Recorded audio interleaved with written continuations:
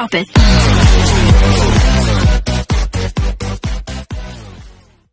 Good day mga ka-sports natin dyan. Update nga tayo sa laban ngayon ng Choco Mucho versus nga ng Akari Chargers. Sa second set nga ay talagang naging maganda ang labanan ng dalawang team na ito at masasabi natin na talagang match na match talaga ang laban ngayon. Makikita nga natin sa mga scores na lamang pa nga ng 2 puntos ang nasabi nating Akari Chargers sa Choco Mucho. Pero syempre ang Choco Mucho ay talagang masasabi rin natin na malakas na team na ngayon sapagkat nga hindi na si Sisirundi na ngayon ang gumagalaw at nagkakaroon ng score. Maging itong si Isa Molde nga ay nagpakawala nga ng maraming score dito sa second set kung kaya nga nanalo nga sila kontra sa Akari Chargers. Hindi lang si Madi Madayag, maging si Kat Tolentino ay talagang sunod-sunod nga ang kanyang scores at talagang masasabi natin na meron ng katulong ngayon si Sisi Rundina.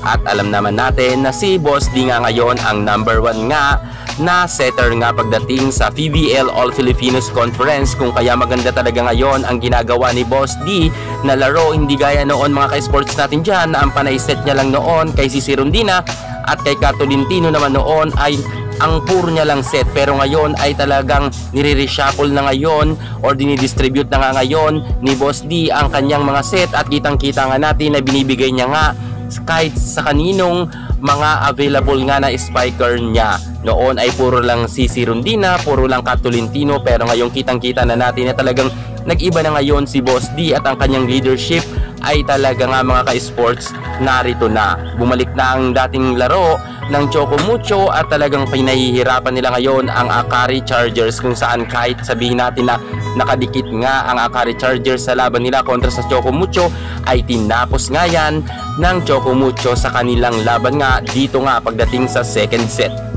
Nakadalawang panalo na nga ngayon mga ka-sports natin dyan ang Choco Mucho.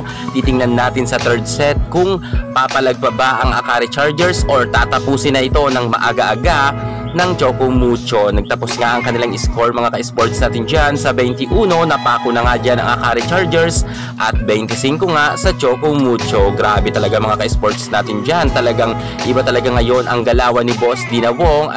Ang kanyang mga spikers nga ay talagang todo bigay rin sa kanilang mga malalakas na powerful attack. Kung kaya nga natameme nga dito ang kupunan nga ni Fifi Sharma at natalo nga sila. Ngayon naman mga ka-sports natin dyan, nasa third set na nga tayo. Titingnan natin kung papalagpa ba ang kupunan ni Fifi or tatapusin na nga ito ng kupunan naman ni Boss Dina Wong para nga ma-straight set nila ang Akari Chargers. Kaya't abangan nyo at tutukan ang ating pinaka-update na mabilisan sa third set.